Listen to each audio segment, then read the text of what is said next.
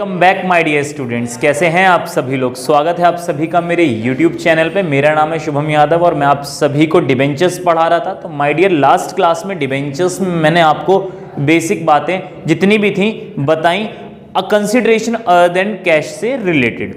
अब consideration other than cash के next topic पे आते हैं, जिसका हमारा टॉपिक का नाम था बिजनेस परचेज्ड, मतलब बिजनेस एक्विजिशन। जब हम बिजनेस को एक्वायर कर लेते हैं, बिजनेस को खरीद लेते हैं, किसी और के बिजनेस को जब हम खरीदते हैं तो उसकी एसेट्स के साथ साथ लाइबिलिटीज भी हमारे पास आती है। मतलब जितनी भी उसके पास एसेट्स होंगी वो तो रहेंगी, साथ साथ में देनदारी भी रहेगी, उसकी पेमेंट भी हमें करनी पड़ जाएगी। तो उस सिचुएशन में ना हम एक अमाउंट तय करते हैं कि ठीक है तेरा बिजनेस कैसा है, चल 1 लाख रुपए ले और अपना बिजनेस मुझे दे, जैसा भी उसका बिजनेस हो। आपने भी देखा होगा कई केसेस होते हैं कि भरी भरी दुकान जो होती है, परचून की दुकानें बिक जाती हैं। परचून की दुकान के अंदर या फिर कोई भी दुकान हो, उसके अंदर माल पहले से ही भरा हुआ होता है और किसी और बंदे को बेच दिया जाता है। या तो हो सकता है उसके पास जो शॉपकीपर था उसके पास कर्जा हो, उसके ऊपर कर्जा हो सॉरी, या फिर कोई और काम हो, या उसे बिजनेस अब नहीं करना, उसे दुकान नहीं चलानी, तो उसे दुकान सेल आउट करनी है। तो इसमें प्रॉफिट पे भी बेच सकता है, वो लॉस पे भी बेच सकता है। डिपेंड करता है नेचर के बिजनेस के नेचर के ऊपर और डिपेंड करता है लोकेशन के ऊपर। हो सकता है उस एरिया में दुकान बहुत रेयर मिलती हो तो उस केस में वो महंगी बेचेगा, और अगर मान लो दुकान बहुत रेयर चलती हो, इतना ज़्यादा बड़ा मार्केट ना हो, तो हो सकता है वो घाटे पर बेच दे। बात समझ में आती है। परचेज कंसिडरेशन दो बंदे जब आपस में बैठते हैं, आपस में डिस्कशन करते हैं, तब परचेज कंसिडरेशन तय होता है। तो आपको इसमें ज़्यादा दिमाग नहीं लगाना, क्वेश्चन में आपको दिया हुआ होगा परचेज कंसिडरेशन, ठीक है जी। तो अब बात वही की जाती है कि जब बिजनेस खरीदते हैं तो डिबेंचर्स किस प्रकार से इशू किए जाते हैं। तो जरा पहले इसके बारे में 3 चीजें देख लें कि when business is purchase and debentures issued, purchase consideration payable में भी जो पीसी है, परचेज कंसिडरेशन या तो नेट एसेट कैसे निकलती है, value of asset minus value of liabilities, मतलब वही एसेट जो आपके पास आई है माइनस लाइबिलिटी, तभी तो पता चलेगा कि आपके बिजनेस की कीमत कितनी है। मैंने 1 लाख की एसेट ली और 20,000 की देनदारी ली। भाई 1 लाख की मेरे पास एसेट आई है और मुझे कर्जा कितने का मिला है, 20,000 का। तो इसका मतलब 80,000 का मुझे बिजनेस खरीदना चाहिए था, 80,000 का मुझे बिजनेस खरीदना चाहिए था। अब माय डियर उस बिजनेस की डिमांड बहुत ज्यादा है, तो हो सकता है मुझे 85,000 का मिला हो सकता है 90,000 का मिला हो, मतलब मेरा नुकसान हो गया, एक्स्ट्रा पैसे पे किए मैंने उसको। और ऐसा भी हो सकता है कि मेरे को ये बिजनेस क्या पता 70,000 का ही मिल गया हो, तो 10,000 का मेरा फायदा हो गया। तो वही बात कही जा रही, या तो नेट एसेट के बराबर परचेज कंसिडरेशन होगा। नेट एसेट क्या है, ये 80,000 होता है नेट एसेट। समझ में आती है बात। और मैं बात करूं आपसे, मान लीजिए 90,000 का आपको मिला, तो एक केस में पीसी 90,000 हो गया और एक केस में पीसी 70,000 हो गया, ठीक है जी, परचेज कंसिडरेशन।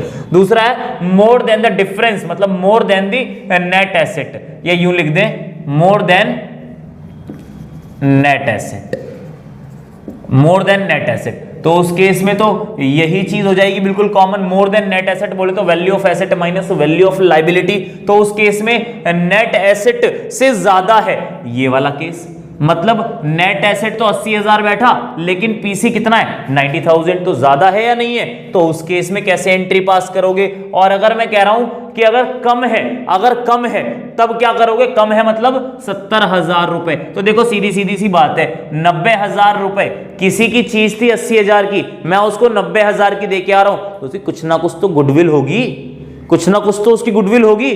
तो जितना भी 10,000 रुपए का डिफरेंस है वो सारा गुडविल में ट्रांसफर करना पड़ता है।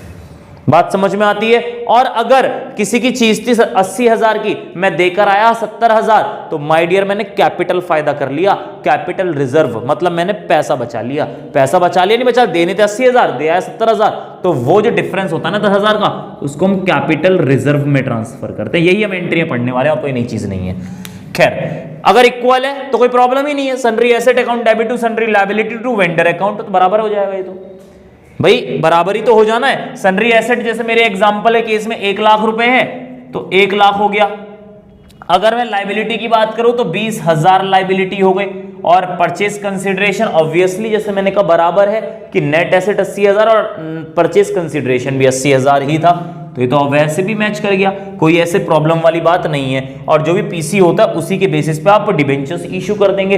एट पार है तो उसका केस आपको मैंने बताया ही था, प्रीमियम होता है हो तो यहां पर नीचे क्या आया, to security premium reserve account, और अगर डिस्काउंट होता तो vendor account debit, discount on issue account debit to percentage debentures account, और एक एडिशनल एंट्री पास हो जाती। प्रॉफिट एंड लॉस से हमें खत्म करना पड़ता किस चीज को, जो डिस्काउंट ऑन इशू है, मतलब उसे राइट ऑफ करना पड़ता ईयर एंड पर। ठीक है जी। अब अगर मैं बात करूं मोर और लेस के बारे में, अगर ज्यादा है या कम है, तो मैंने एक ही एंट्री में दोनों चीज दिखा दी। क्या मोर देन डिफरेंस, मतलब वही नेट एसेट से ज्यादा है तो ऑब्वियसली गुडविल में ट्रांसफर होगा। तो कहां ट्रांसफर करना है, डेबिट करना है गुडविल अकाउंट में। और अगर लेस देन डिफरेंस है तो हमें कहां डालना पड़ेगा, कैपिटल रिजर्व में। समझ में आती है बात। तो एंट्री क्या बनेगी, सन्ड्री एसेट अकाउंट डेबिट, ये तो पहले पढ़ी थी हमने, टू सन्ड्री लायबिलिटी, ये भी पढ़ी थी, टू वेंडर अकाउंट। लो जी, मतलब एसेट 1 लाख की, इस वाले की बात हो ज्यादा है तब, एसेट 1 लाख की, लायबिलिटी कितनी है 20,000 की, और पीसी कितना बताया मैंने 90,000 का। ठीक है जी। तो इसका मतलब कितना 10,000 इधर आ गया, नहीं आ गया बैलेंसिंग फिगर, मतलब डेबिट आ गया। तो किस नाम से आएगा, गुडविल के नाम से आएगा। समझ में आती है बात। दूसरे केस की बात करूं, माय डियर पीसी है 70,000, पीसी कितना है 70,000 रुपए, तो डिफरेंस इस बार किधर आ जाएगा, इस बार इधर आ जाएगा बैलेंसिंग फिगर में।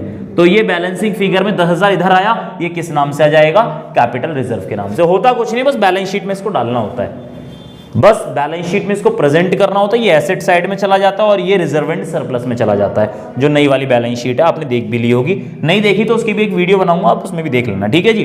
अब फिर इसी वेंडर के बेसिस पर आप क्या एंट्री पास करते हैं, issued at par, issued at premium, issued at discount. Discount पर है तो राइट ऑफ भी करना पड़ता है ईयर एंड पर। इतना सा काम है, इससे जुड़े हुए क्वेश्चंस आप करिएगा। कोई प्रॉब्लम हो तो मुझसे इसके बारे में डिस्कशन करिएगा। माय डियर अभी रुके रहिएगा, इसी वीडियो में मैं अभी प्रमोटर्स वाला केस भी निपटाता हूं। ठीक है जी। तो देखें जी, अगला टॉपिक है क्या, issue of debentures to promoters. Promoters के बारे में पता तो है ही आप लोगों को। प्रमोटर्स कौन होते हैं माय डियर, प्रमोटर्स वो लोग होते हैं जो बिजनेस को फॉर्मेट करने में हेल्प करते हैं, बिजनेस को बनाने में हेल्प करते हैं। तो वो हमारे कौन होते हैं, वो हमारे प्रमोटर्स कहलाते हैं। तो माय डियर जब वो सर्विसेज प्रोवाइड कर रहे हैं तो उसके बदले में उनको शेयर्स या डिबेंचर्स भी इशू किए जाते हैं। जैसा शेयर्स में था सेम वैसा ही हमारा डिबेंचर्स में है। इनकॉर्पोरेशन एक्सपेंसेस बोले तो रजिस्ट्रेशन के खर्चे। इनकॉर्पोरेशन का मतलब होता है रजिस्ट्रेशन, कंपनी को रजिस्टर कराने के खर्चे। मैंने कंपनी अकाउंट जब पढ़ाई थी उसकी पूरी की पूरी मैंने जब थ्योरी कराई थी उस टाइम डिस्कशन किया था डिटेल में कि इनकॉर्पोरेशन एक्सपेंसेस क्या क्या होते हैं और कौन कौन करता है। तो वही incorporation expenses account debit to cash होता, मतलब मैं पेमेंट ना करके मैंने क्या कर दिया, डिबेंचर्स इशू कर दिए। तो वो मैं कर दूंगा सिंपल सा। डिबेंचर्स अगर एट पार है तो बिल्कुल सेम ऐसी एंट्री बनेगी। प्रीमियम है तो सिक्योरिटी प्रीमियम रिजर्व आपके क्रेडिट साइड में आ जाएगा, और डिस्काउंट है तो आपको ही पता है incorporation expenses account debit, discount on issue account debit to percentage debentures के हिसाब से आप उसे भी कर डालेंगे। बस डिस्काउंट ईयर एंड पर क्या हो जाएगा, राइट ऑफ करना पड़ेगा प्रॉफिट एंड लॉस अकाउंट से। ठीक है जी। तो इसके क्वेश्चन कराने की मेरे ख्याल से नीड है तो नहीं है, लेकिन बिजनेस की कराने की नीड है। इस बार इंपॉर्टेंट भी है, शेयर्स में भी और यहां पर भी इसका एक क्वेश्चन मैं करा देता हूं। और इसका आप क्वेश्चन करना, आपकी बुक में दे रखा होगा क्वेश्चन। अगर कोई दिक्कत आती है तो मुझे बताना, मैं इससे रिलेटेड वीडियो बना दूंगा। वैसे इतना कुछ खासा इसमें था नहीं, बस रैंडम क्वेश्चन मुझे देना पड़ता है, इस चक्कर में मैंने इसको थोड़ा स्किप कर रहा हूं। स्किप भी क्या कर रहा हूं, करा तो दिया ही है मैंने ऑलमोस्ट। मैं इसका क्या नाम है, बिजनेस परचेज का आपको क्वेश्चन करा देता हूं ताकि आपकी क्लियरिटी कॉन्सेप्चुअल रहे वहां पर। ठीक है जी। चलिए नोट डाउन करें इसे। चलिए जी, तो हमारे पास एक क्वेश्चन है, Soni limited took over business of Mohit limited, मतलब वही बिजनेस वाले से रिलेटेड ही है। देखो ऐसा है कि क्वेश्चंस तो और भी थे, लेकिन बुक वैल्यू और अग्रीड वैल्यू वाला क्वेश्चन लेना इसलिए जरूरी था। बुक का क्वेश्चन है, मेरा क्वेश्चन नहीं है ये। तो माय डियर इसमें मैं आपको बता दूं, आप हमेशा एग्रीड वैल्यू लेते हैं, कभी भी आप बुक वैल्यू नहीं लेंगे। किताबों में वैल्यू हमेशा जब एक्विजिशन की जाती है उस टाइम पर की वैल्यू होती है। जैसे मैंने कहा कि मैंने एक लैंड खरीदा 2010 में 1 लाख रुपए का, तो माय डियर 2010 से आज की कीमत क्या बड़ी नहीं होगी। 1 लाख का लैंड हो सकता है आज की डेट में 1 करोड़ का हो गया हो। क्या पता 1 करोड़ का हो गया हो, लेकिन बुक्स में वो 1 लाख में ही वैल्यू होता है। तो ये प्रॉब्लम रहती है। ऐसी कई चीजें होती हैं, मशीनरी में डेप्रिसिएशन लगता है, कभी डेप्रिसिएशन घट जाता है ज़्यादा, कभी कम घटता है, मशीन कम यूज हो रही है, हम डेप्रिशिएट 20% से करे जा रहे हैं, 50% से करे जा रहे हैं। बहुत सारी ऐसी प्रॉब्लम्स होती हैं, इसलिए बुक वैल्यू पे ट्रस्ट करना पॉसिबल नहीं होता। लेकिन अगर आपको बुक वैल्यू के अलावा कोई और वैल्यू नहीं दे रखी तो मजबूरी होती है आपको बुक वैल्यू लेना। फिलहाल जैसे कि दोनों के केसेस, मतलब इस क्वेश्चन के अंदर बुक वैल्यू भी दे रखी है और एग्रीड वैल्यू भी दे रखी है, तो हम एग्रीड वैल्यू लेंगे, बुक वैल्यू से हमें कोई लेना देना नहीं है। तो बिजनेस जब खरीदा तो हमारे सामने ये चीजें आई निकले, क्या? एक तो बिल्डिंग, चलिए जी, एसेट है, प्लांट एंड मशीनरी जी एसेट है, स्टॉक एसेट है, ट्रेड रिसीवेबल एसेट है, ट्रेड पेबल लायबिलिटी है, आउटस्टैंडिंग एक्सपेंसेस ये भी लायबिलिटी है। तो 2 चीज तो हो गई लायबिलिटी की, और ये बाकी 4 चीजें किसकी हो गई? एसेट्स की। तो sundry assets account debit to sundry liabilities, बात खत्म।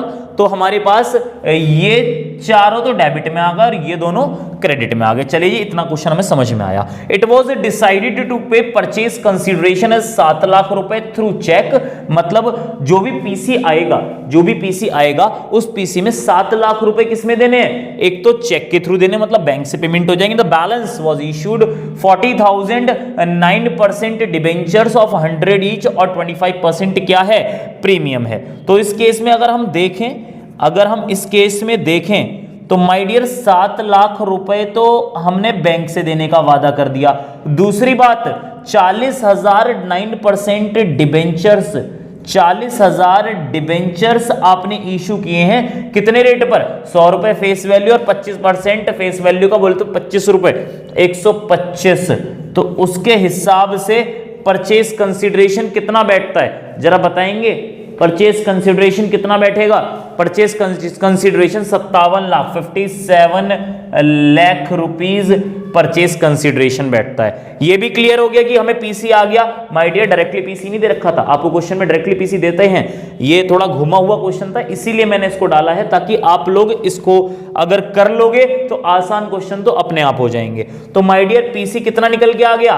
पीसी आपने निकाले 57 लाख रुपीज। सन्ड्री एसेट्स दे रखा है, सन्ड्री लायबिलिटीज दे रखा है, परचेज कंसिडरेशन दे रखा है, डिबेंचर्स के हिसाब से इशू करने वो भी दे रखा है। अब देर किस बात की, क्वेश्चन कर डालें फटाफट। तो एंट्री बनाते हैं। सॉरी, सन्ड्री एसेट क्यों लिखूं मैं जब मुझे एसेट्स का नाम बता रखे हैं? तो जब मेरे को एसेट के नाम बता रखे हैं तो मैं स्टार्टिंग करता हूं बिल्डिंग से। थोड़ा इधर से लिखते हैं तो थोड़ा आ जाएगा सारे में। बिल्डिंग अकाउंट डेबिट, दूसरा क्या है? Plant and machinery account debit, इसके बाद है स्टॉक अकाउंट डेबिट, इसके बाद ट्रेड रिसीवेबल। भैया एग्जाम में पूरा लिख कर आना, फिलहाल बस मैं शॉर्ट में लिख रहा हूं। यहां कितना? 45 लाख, 8 लाख, 4 लाख और ये आपका 4 लाख आ गया। अब मुझे नहीं पता गुडविल आएगा या कैपिटल रिजर्व आएगा। अगर ये साइड क्रेडिट साइड ज्यादा होती है तो गुडविल आ जाएगा, और अगर डेबिट साइड ज्यादा हो तो कैपिटल रिजर्व आ जाएगा। थोड़ा स्पेस छोड़ देते हैं। तो किस चीज का था हमारा? एक तो क्या नाम है, ट्रेड पेबल,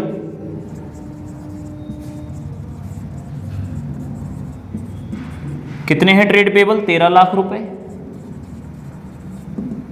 उसके बाद क्या रहा आपका? आउटस्टैंडिंग एक्सपेंसेस, आउटस्टैंडिंग एक्सपेंसेस बैठा आपका 1 लाख रुपए का। ठीक है जी।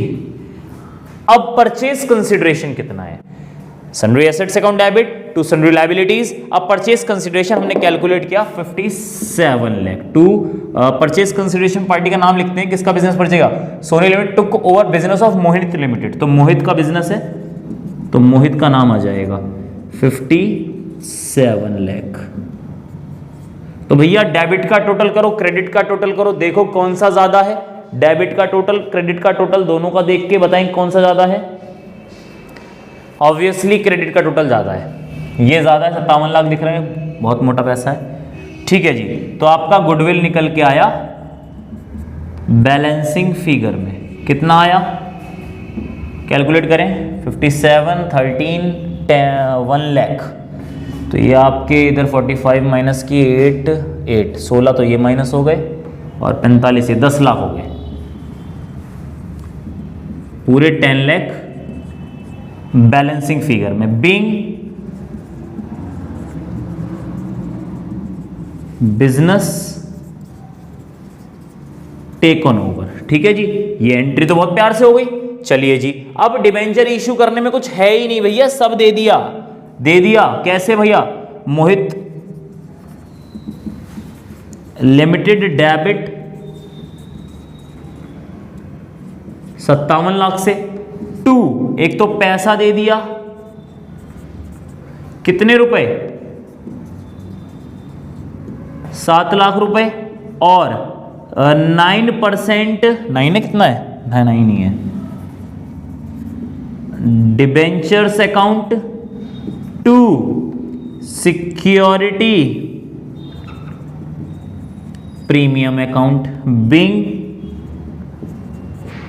Debentures issued. डिबेंचर्स इशू कर दिए, तो भैया कैसे कैसे करे? 7 लाख का तो पेमेंट हो गया, अब 50 लाख किस तरीके से बटने थे? 40,000 डिबेंचर्स 100 के भाव से, यहां ध्यान रखें डिबेंचर्स में लिख देता हूं 40,000 डिबेंचर्स 100 के भाव से, तो कितना हो गया? 40 लाख। ठीक है जी, और बचे हुए कितने? 40,000 डिबेंचर्स 25 के भाव से, तो बैठे आपके 10 लाख। मेरे ख्याल से बात समझ में आ गई होगी।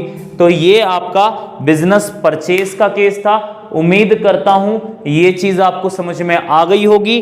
तो भैया आज मैं कह सकता हूं कि जितनी चीजें शेयर्स में पड़ी थी वो एक तरीके से मैंने आपको रिवाइज भी करा दी, और भैया अब तक का जितना टॉपिक हमने पढ़ा वो सारा का सारा आपको या तो आसान लगा होगा, थोड़ा अटपटा लगा होगा, तो आप बुक को देखोगे, उसके इलिस्ट्रेशंस देखोगे, मेरी क्लासेस देखोगे, तो आपको सब कुछ क्लियर हो जाएगा। फिर भी मैं आपको एक ऑप्शन देता हूं कि अगर आपको समझ में ना आए तो आप मेरे व्हाट्सएप पे मैसेज कर सकते हो। व्हाट्सएप नंबर मेरे डिस्क्रिप्शन बॉक्स में दे रखा है, मुझे कॉल कर सकते हो पर्सनली। जो भी हमारे वर्किंग आवर्स होते हैं उसमें आप मुझे कॉल कर सकते हैं। इसी के साथ साथ अगर आपको, कई स्टूडेंट्स को अगर ऐसा लगता है कि इसमें आपको और थोड़ी सी हेल्प चाहिए, तो मैं इससे रिलेटेड एक आधी वीडियो और बना दूंगा। तो थोड़ा ध्यान रखिएगा इस चीज का।